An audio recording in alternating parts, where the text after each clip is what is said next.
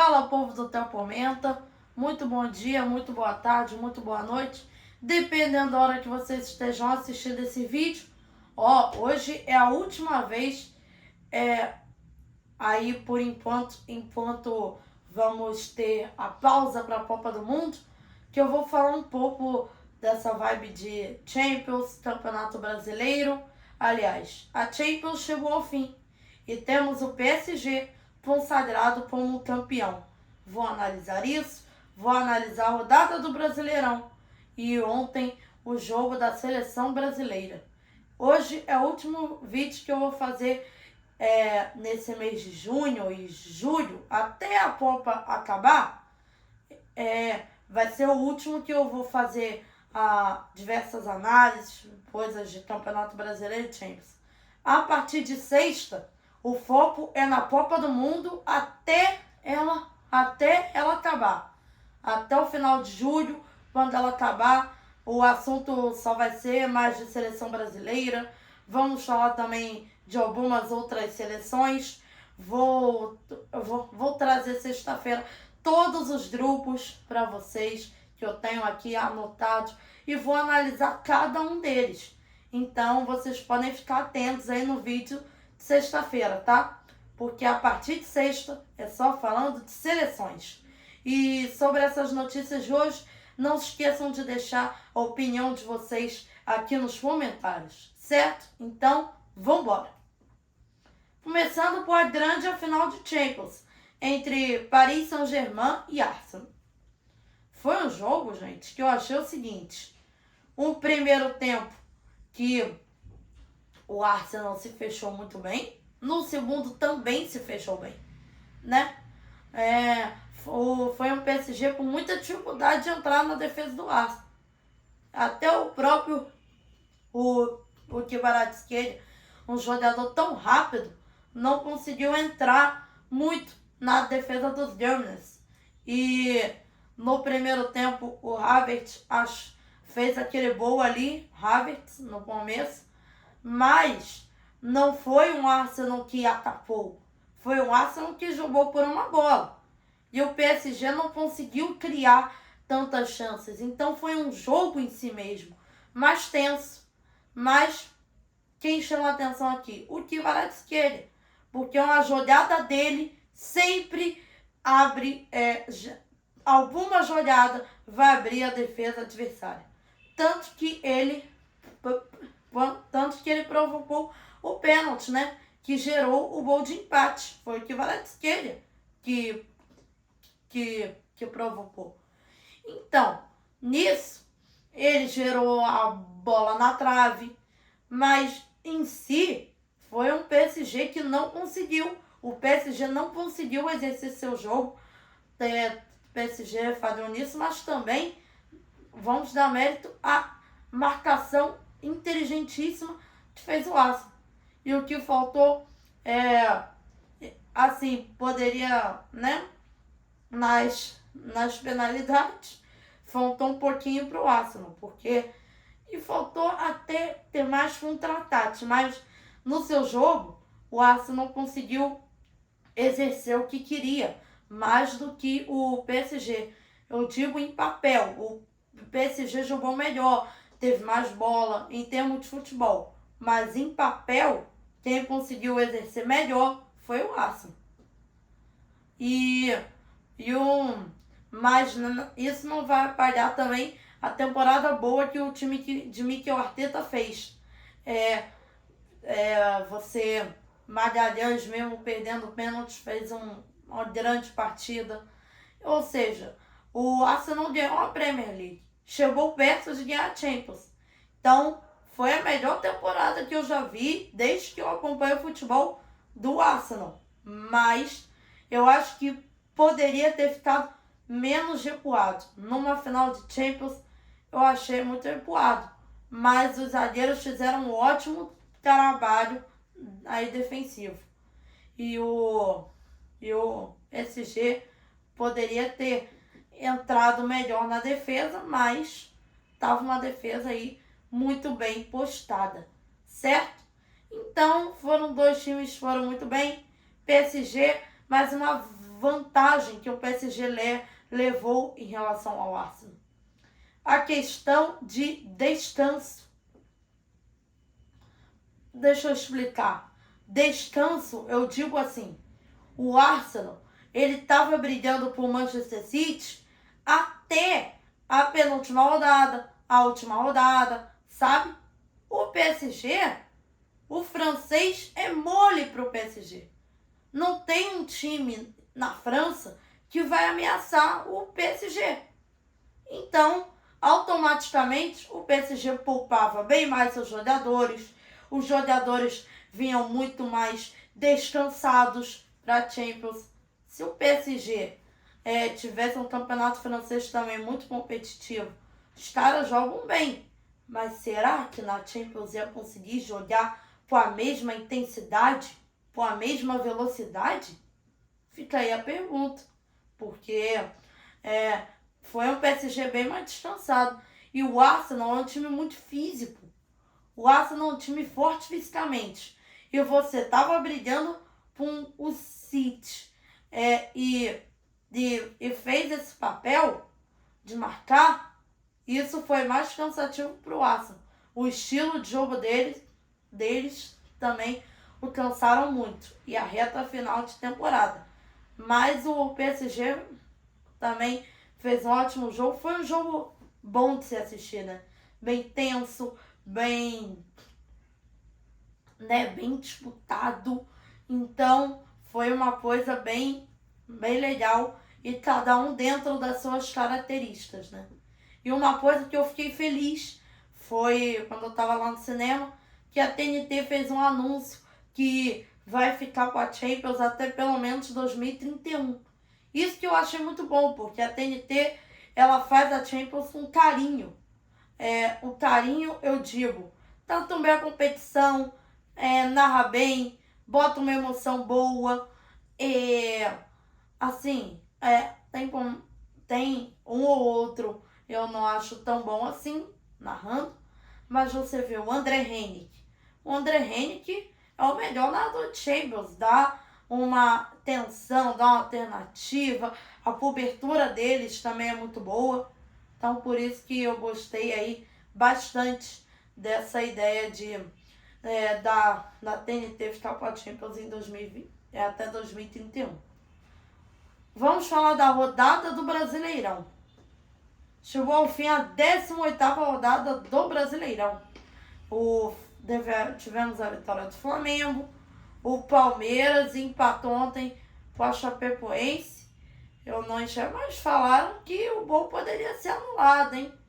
E uma atitude do Abel Ferreira. Eu não gosto. As atitudes do Abel Ferreira, gente, são muito infantis, cara. Impressionante. Me dá horror, realmente. Abel Ferreira, é um cara que, para uma arbitragem, para um jogo, é um cara chato. Realmente, é um cara chato. Só fala de arbitragem. E ontem, ele abandonou a área técnica quando deram pênalti para Chapecoense. Que atitude infantil, cara. Você, no meio de um jogo, abandonar a área técnica, tem que ser expulso. A arbitragem ontem também no jogo Palmeiras-Chapecoense, muito confusa. Eu queria exaltar isso aqui, que foi um show de horrores, quanto da arbitragem, quanto do Abel Ferreira, a enrolação da arbitragem para ver um pênalti, a arbitragem brasileira e os jogadores também, técnicos, me gera constrangimento. Poxa, você vê na Europa, os árbitros não são tão bons não, mas técnicos, jogadores colaboram bem mais. A arbitragem ontem foi ruim, mas o Abel Ferreira também colaborou. Abandonar a técnica no meio de um jogo de futebol, isso é uma atitude errada e infantil. Isso que eu queria ressaltar assim, reclama muito, é expulso o tempo todo, não admite seus erros. Queria ressaltar isso. Abel Ferreira tem que dar uma melhorada nessa parte aí, porque foi chato de ver a demora do VAR para ver um lance também, para ver um gol, gente. O VAR já disse pro árbitro que era gol, o árbitro inventou de anular. Para ver um pênalti também, 1 ano. Isso que tem que melhorar aí o futebol brasileiro, a demora na arbitragem tem que ser tratada, cara. Tem que ser mais rápidos e mais decisivos, certo? Queria ressaltar isso. Sábado, Samuel Lino foi muito bem, né? Meteu 2 gols, foi o Flamengo, jogou bem. E é isso. Estamos na Taça Palmeiras. Pedro também, né? Fez um gol, foi um jogo bem maneiro, assim, 3-0, tranquilo, bem legal, certo? E você, cara, passando aqui pra te lembrar, se chegou até aqui nesse vídeo e ainda não deixou seu like, cara, deixa o like aí, que isso vai me ajudar muito ao meu crescimento, certo? Que ultimamente não tá indo tão bem, mas eu confio em vocês, de vocês me ajudarem aí. E queria te convidar também a se inscrever aí, quem está rumo, estamos a caminho a 400 inscritos, certo? Vocês me ajudam aí? Valeu! Então, vamos falar do jogo entre Brasil e Panamá. Tem alguns jogadores para mim que estão com a vaga em risco.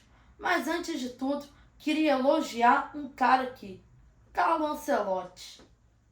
Testou os jogadores, admitiu na sua coletiva que estava perto da vaga, que tem vagas em disputa, testou muita gente. É isso, para você numa seleção tiro curto de Copa do Mundo, você tem que aproveitar esses amistosos mesmo para testar, para você poder tirar a sua conclusão em um jogo. Porque um treino não vai fazer diferença, você está lá só por nome, já tem um time definido antes de testar, não faz diferença. E faz diferença, né? E o que o Ancelotti fez bem ontem, testou muita gente. Testou Ryan, testou Endrick, testou Ibane, Danilo, Paquetá, muita gente. Douglas Santos, entre outros. Então, muito legal essa iniciativa aí do Carlo Ancelotti de testar para não tirar conclusões precipitadas. E esse negócio que ele falou, a vaga está aberta, é isso. Quem entra é quem está melhor, é quem está jogando mais. Mas claro que tem jogadores que rendem mais vindo do banco, pode ter. Mas tem isso. Mas também eles podem render como titular. Vai que nunca você tem que aproveitar os amistosos, não é decisivo nada, e testando. Isso que o Ancelotti fez, só que não vai definir nada. Eu vou testar aqui muita gente, quero ver quem tá bem, quem não tá, isso aí. E o que eu queria chamar a atenção aqui é pro time de segundo tempo, né? Vou falar alguns jogadores que pra mim podem, né, eu alteraria. O Alexandre, botaria o Douglas Santos no lugar dele. O Alexandre está muito abaixo. Aí eu também alteraria. Jogaria com 4-3-3. O Casemiro, o Bruno Guimarães e o Danilo juntos, porque o Danilo tá comendo a bola. Também alteraria o Matheus Cunha ali pelo Igor Thiago. No meu ataque, eu botaria o Vini, o Igor Thiago e o Luiz Henrique. O Rafinha, eu achei que não fez um bom jogo ontem. Mas você tá falando só de ontem. Não é de ontem. É de várias. Eu critiquei o Vinícius Júnior antes do jogo de ontem. Mas só que o Vinícius Júnior ele melhorou. Vinícius Júnior fez uma boa partida. Diferentemente do Rafinha, que não consegue fazer uma partida boa na seleção brasileira. Esse é o fato. O Rafinha no Barcelona, uma coisa. Na seleção brasileira, o Rafinha é outra coisa. E quem sabe pegar um banco, quem sabe para ele não seja bom. Para ele pensar, cara, por que eu não estou rendendo aqui? Certo? O Alexandre também está muito mal fisicamente. No Flamengo também está muito mal. Douglas Santos ontem deu assistência. Alexandre está muito parado, sabe? E o Igor Thiago se movimenta muito bem, né? O Danilo nem se fala, pisa na área, pisa muito bem na área. Então, essas alterações que eu poderia fazer. Um time titular. Na Copa do Mundo, time titular para mim seria o seguinte: o Alisson, o Wesley, Marquinhos, Gabriel Magalhães, o Douglas Santos, o Casemiro, Danilo e o Bruno Guimarães. No ataque, Igor Thiago, Luiz Henrique e Vinícius Júnior, certo? Então eu acho que é isso. O primeiro tempo do Brasil foi assustador. O Panamá teve momentos que estava melhor no jogo do que o Brasil. Segundo tempo, o Brasil meteu 4-1, muita autoridade, um time muito rápido, muito veloz. Como no primeiro tempo, deu sono, real, deu sono. O Panamá estava conseguindo atacar. O segundo tempo foi um futebol bonito, foi um futebol contagiante. Por isso que eu faria essas mudanças aí.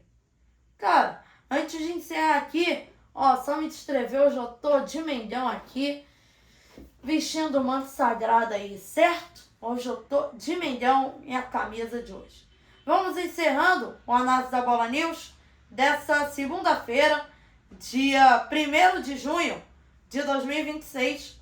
Queria pedir para vocês aí deixarem o seu like no vídeo, de se inscrever no canal e de ativar as notificações para não perder o próximo conteúdo. Sexta-feira, fiquem ligados, hein? Que eu vou fazer um vídeo falando de todos os grupos da Copa do Mundo. E agora é só Copa do Mundo até a Copa acabar, hein? Até a Copa acabar, só falo de Copa do Mundo. Como os campeonatos vão dar uma parada, só falo das seleções de Copa do Mundo. E lembrando, para eu não ficar desatualizado na próxima segunda-feira, o vídeo analisando o jogo do Brasil e tudo, vai ter Argentina também sábado, vai ter Portugal, vai ter muitos jogos bons sábado. No domingo não vai ter tanta coisa. Então não valia a pena eu fazer na segunda, né? Que eu ficaria 2 dias muito acima. Muito depois foi. Então no domingo eu vou fazer um outro vídeo. Então hoje, sexta, e lembrando, não vai ser segunda que vem o vídeo, o que era para segunda que vem, vai passar para domingo, certo? Para analisar aí os jogos importantes de sábado das seleções e quem está fazendo amistosos bons ou não, certo? E quem é meus favoritos para a Copa. Eu vou falar muita Copa do Mundo aí, ó. Se quer saber das minhas opiniões de Copa do Mundo, seleção brasileira, a partir de sexta-feira, é só isso, certo? Valeu, gente! Tchau, tchau!